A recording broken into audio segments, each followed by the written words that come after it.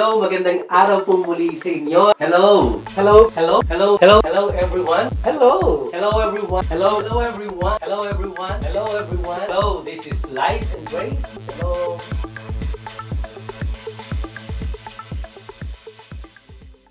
Hello, magandang araw po sa inyong lahat. This is Baljamin at ito po ang Light and Grace channel na patuloy niyo pong nasusubaybayan sa iba't ibang platform po na available sa inyo. Ito po ay ang YouTube, ang Facebook page po natin at ang Spotify.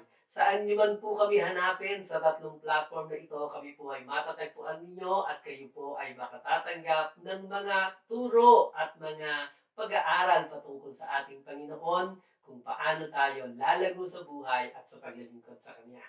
Praise God for that. Magpatuloy po tayo. Atin pong pinag-uusapan ang aklat ng Philippians. Last week po natapos natin ang chapter 1 at ngayon po ay magsisimula po tayo sa chapter 2. Iniwanan natin po nung nakaraan ang tagupilin ni Apostol Pablo na kung siya ay nakakaranas ng pag-uusig dahil po sa pagpapahayag ng Ebanghelyo ng ating Panginoong Jesucristo.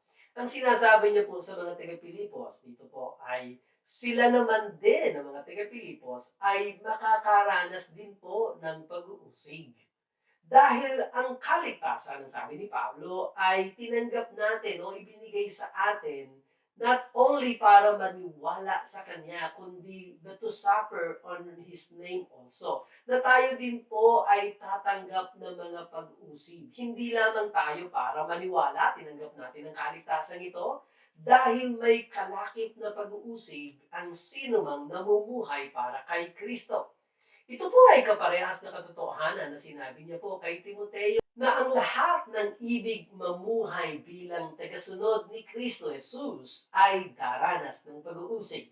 Ikalawang Timoteo, Kapitulo 3, talatang 12, pinag-usapan po natin yan noong nakaraang linggo. Nagpatuloy po si Pablo sa kanyang pagsulat dito po sa chapter 2 sa ganitong mga pangungusap. Ang sabi niya po, Filipos Kapitulo 2, talatang 1 hanggang 2, ang sabi niya ay ganito, kaya't kung may anumang pampalakas ng loob na nagmumula kay Kristo, kung may anumang pampasiglang dulot ng pag-ibig, kung may anumang pagsasama-samang mula sa Espiritu, kung may anumang pagmamalasakit at habag, lubusin ninyo ang aking kagalakan.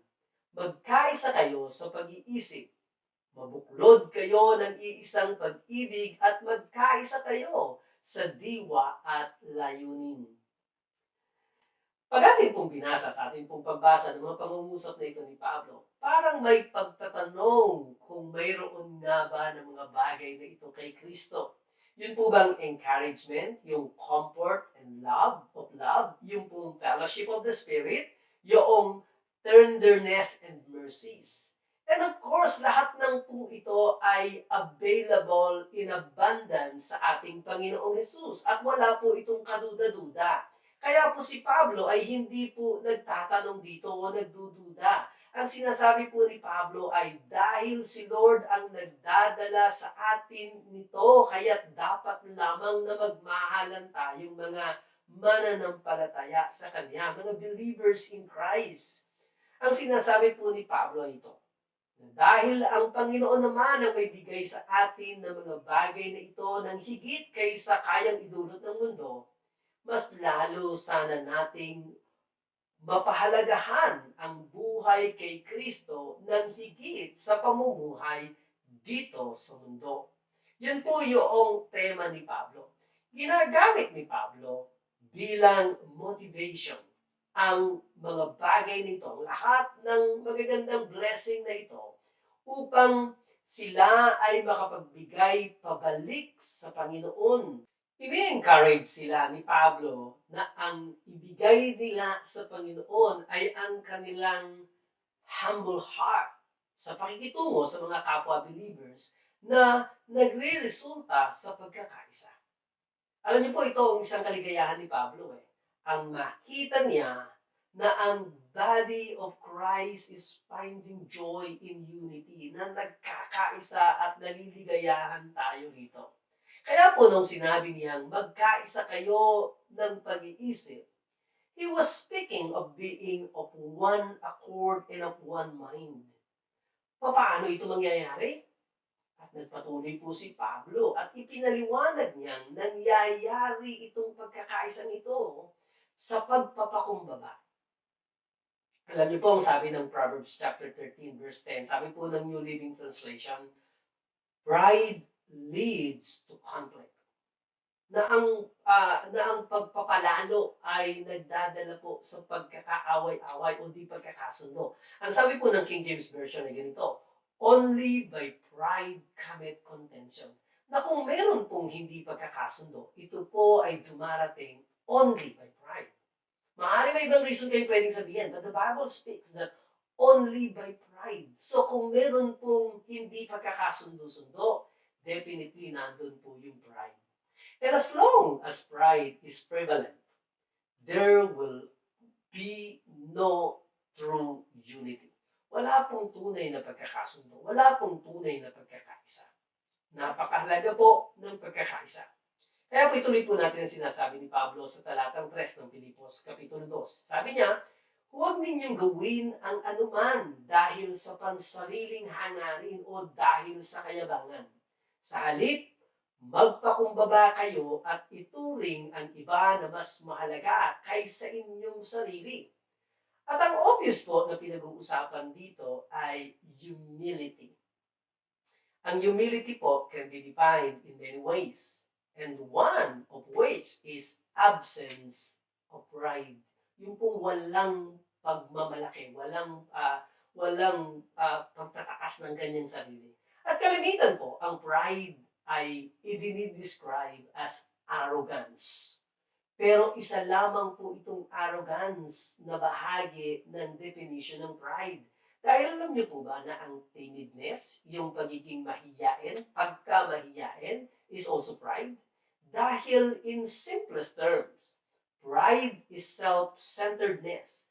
At ang pagiging mahiyain ay very self-centered. I hope napansin niyo na po yan. Kaya dito po sa verse 3, ibinigay ni Paul ang antidote to self-centeredness. Ito po yung esteeming others better than oneself. O yung ituring ang iba na mas mahalaga kaysa sa iyong sarili. Ang ating pong tanong ay ito, paano mo maituturing na mas mahalaga ang iba kaysa sa iyo kung ang totoo sa isip mo ay mas magaling ka kaysa sa iba? Di ba nga po, pag inisip natin, may taong mas magaling sa kanilang ginagawa kaysa sa iba. Totoo po ito. Mayroong estudyante na magaling mag-aral kaysa sa ibang estudyante. May mga taong mas magaling magnegosyo kaysa sa iba. May mas magaling magsalita kaysa sa iba, and the list goes on. Paano nga po ba ito? Una, kailangan nating maunawaan that our accomplishments sa buhay doesn't make us better than others. Better performance doesn't make us better people. Mayroon pong pagkakaiba kung sino tayo sa kung ano ang ating ginagawa. Kung malaking pagkakaiba dito. There are people who did the right thing for all the wrong reasons. Ang Diyos po ay tumitingin sa nilalaman ng ating puso at hindi sa panlabas. Ito po ay pinagtibay natin sa nakaraan nating series na pinag-aralan, Lessons from the Life of David, na sinasabi po ng 1 Samuel chapter 16 verse 7, man look at the outward appearance, but God looks at the heart. At totoo po ito. Pangalawa, when we esteem others better than ourselves, binibigyan natin sila ng higit na pagpapahalaga kaysa sa ating mga sarili. At ito ang inihalimbawa ni Apostol Pablo sa mga susunod na talata sa pagpapakita ng example ng ating Panginoong Hesus. Na kung si Jesus, na Diyos in the flesh, God in the flesh, manifested in the flesh, ay nagpakumbaba sa kanyang sarili at pinahalagahan ang ikabubuti ng iba kaysa sa sarili niyang kapakanan, then, tayo pong mga Kristiyano, we should be able to do the same. It can happen when we die sa ating sarili at namuhay tayo para sa Diyos. Ito po ang message ng Romans chapter 6 verse 2. Hindi maaari na magpatuloy pa tayo sa pagkakasala dahil ang kasalanan ay wala ng kapangyarihan sa atin. Kapag po tayo na-recognize natin na tayo ay patay na sa kasalanan, patay na tayo sa ating sarili, sa kasalanan dahil sa ginawa ni Kristo, then magpapasimula tayong mabuhay para sa Diyos na na-e-esteem natin na mas mahalaga ang ibang tao kaysa sa atin. Binigyan din po ng diin ni Pablo ang kanyang ibig sabihin sa verse 4. Ito po, sinabi niya, Filipos Kapitulo 2, talatang 4, pahalagahan ninyo ang kapakanan ng iba at hindi lamang ang kapakanan ng inyong sarili. Very straight po yung sinabi niya. At sa ibang translation po ay ganito ang pagkakasabi. Huwag hanapin ng isa't isa ang ikabubuti ng kanyang sarili, lamang kundi ang ikabubuti rin naman ng iba. Ang mga talatang ito tells us to look at things from the other person's perspective too. Tingnan din po natin yung mga pangyayari sa paningin at sa pananaw ng ibang tao din. We need to look at their side of things instead of seeing everything through selfish eyes. Kapag tinignan lamang natin ang ating mga sarili, then nagiging selfish po tayo. Pero kapag nadala naman natin ang ating mga sarili, natingnan ng higit kung ano ang ikabubuti ng iba, lagpas sa pakikinabangin natin, then we will be selfless. It is really a matter of focus kung talagang titingnan po natin. Dahil kung saang side ka ng things nakafocus, yan ang uunahin mo. Kaya po sabi ni Pablo sa pagpapatuloy niya, Filipos Kapitulo 2, talatang 5, taglayin ninyo ang pag-iisip na tulad ng kay Kristo Jesus. Alam natin, tayo po mga believers in Christ, na noong tanggapin natin si Kristo sa puso natin, ay nagkaroon na tayo ng kaisipan ni Kristo, kagaya ng sinasabi ng 1 Korinto, Kapitulo 1, talatang 26. Sabi niya, nasa atin ang pag-iisip ni Kristo, we have the mind of Christ. Yung po ang sabi sa Ingles. Gayunpaman, nasa atin pa rin ang kapasyahan, ang desisyon na piliin kung paggaganahin natin ang pag-iisip ni Kristo sa atin. The decision is ours kung paano natin i-work itong pag-iisip ni Kristo, itong mind of Christ in us. Sa sinabi ni Pablo na taglayin ninyo ang pag-iisip na tulad ng kay Kristo, ito po ay isang imperative statement at hindi ni Pablo ibig ikaw pakahulugan na pag-isipan lamang natin ito, kundi ang magkaroon tayo ng pamamaraan ng pamumuhay na hindi lamang patungkol sa pag-iisip, kundi sa pag-uugali. It is about a heart attitude expressed as a lifestyle. Ang sabi po ng NIV version ng Bible ay ganito, your attitude should be the same as that of Christ Jesus. Ang buhay ni Jesus ang pinakatotoong example of looking at things from the other person's point of view. Na bagaman Diyos ay kinuha niya ang anyo ng pagiging laman o pagiging tao para lalo niyang maunawaan ang ating nararanasan. He gave up everything para maka-identify lamang sa atin.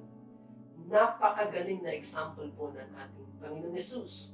At ito po yung ating pag-uusapan sa susunod. Itutuloy po natin ang tema na ito na sinasabi ni Pablo na magkaroon tayo ng pag-iisip na katulad ng kay Kristo.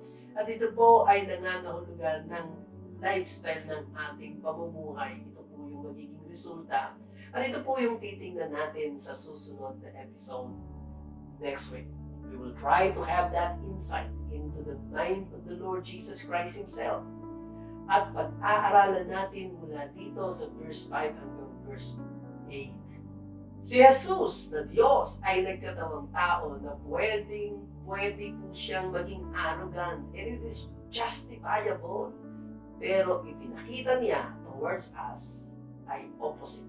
In order to encourage us, one another, to treat others with the same selfless love. Ituloy po natin to next week and continue to be excited na makita ang mga pananaw na ito. Ito po si Benjamin Tatlong Hari nagsasabi sa inyo, Shalom!